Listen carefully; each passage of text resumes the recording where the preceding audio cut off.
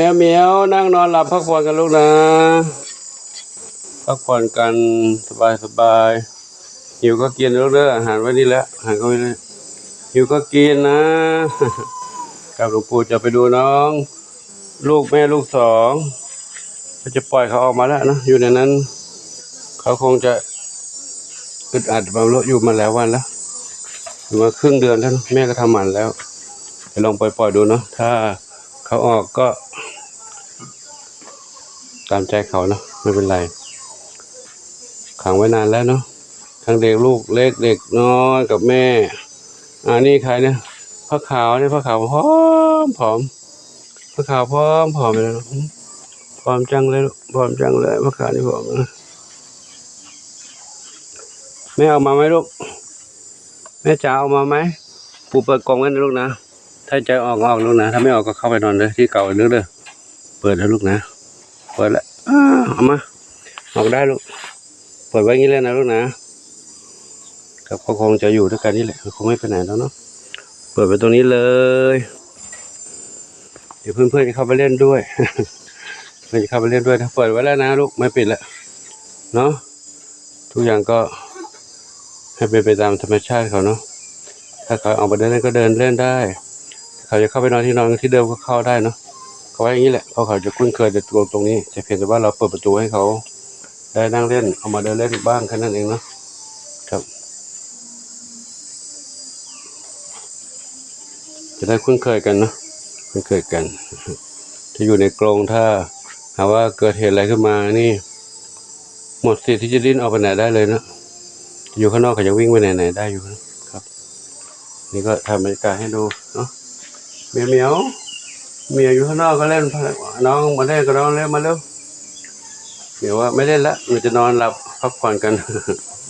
หิวก็กินแล้วนะหิวก็กินนะลูกนะหิวก็กินครับมาเล่นนะดูดิห้องน้ำห้องท่ามีพร้อมหมดแล้วนะเก็บกวาดทำความสะอาดแล้ว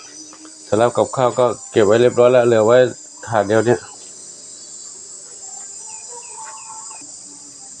เอาไว้ถาดเดียวพอไหมไม่พอไม่ได้ปูเติมอีกถาดหนึ่งเนาะเผื่อไม่พอกินเดี๋ยวปูหลวงปู่เติมให้อีกครับเดี๋ยวอาหารใส่ให้ก่อนมานี่มาใส่ไปอีกเพื่อจะได้หิวกันนะ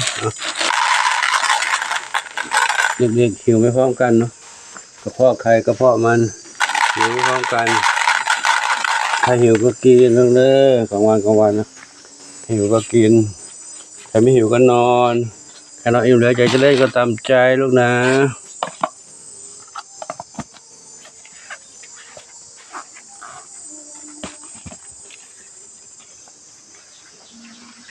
เลยอยู่กันตรงนี้นะหลวงปู่ไปทำงานทางโน้นแล้วเนาะกับก็ขอนำภาพบรรยากาศน้องเหมียวน้องไก่และน้องเล็กเด็กใหม่ให้กับทุกคนทุกท่านได้ดูได้ชมกันในยามกลางวันครับนี่เขาปูเปิดตรงนี้ที่เขาได้ออกมาตามสบายกันแล้วเนาะกับก็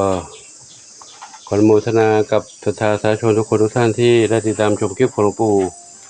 ด้วยดีตลอดมามีความรักความเมตตาต่อน้องเหมียวน้องไก่น้องเต่าร่วมกันช่วยเหลือส่งอาหารของกินของใช้ทั้งเหมียวที่วัดนี้เหมียวที่วัดโรงเย็นและหมาจรข้างทางหมาวัดกูเต้าหมาวัดทางเข้าวัดม่อนพญาแช่นะหลายๆที่หมาจรหลายที่นะที่เมตตาให้เขาได้อยู่ได้กินกันครับก็ขออนุโมทนาสาธุขอบุญกุศลทั้งหลายจงเป็นพระปัจจัยนุนำคำชูให้ทุกคนทุกท่านพบความสุขความเจริญมีความสุขกายสุขใจปรารถนาที่ใดขอได้ทุกความมุ่งมั่นปรารถนาทุกกันทุกคนทุกท่านเทินและช่วงสงกรานต์นี้ก็มีศรัทธาญาติธรรมที่จะร่วมบุญกับหลวงปู่ด้วยการส่งน้ำพระห่มผ้าพระประธานก่อพระเจดีย์ทรายก็ขอเชิญด้วยแต่กำลังศรัทธาขออนุโมทนาบุญขอบุญกุศลจงอำนวยพรให้ทุกคนทุกท่านมีความสุขสมปรารถนามีอายุวันหน้าทุกขะพละปฏิภาณสันทานสมบัติทั่วกันทุกคนทุกท่านสำหรับท่านใดที่ไม่ได้มาเองก็สามารถสมทบปัจจัยได้ตามกำลังศรัทธาเนาะแจ้งไปที่หลวงปู่เนาะเบอร์โทรศัพท์0654898652ได้ทุกวันทุกเวลาขออนุโมทนาสาธุอายุวันโนสุขังพลังเจ้า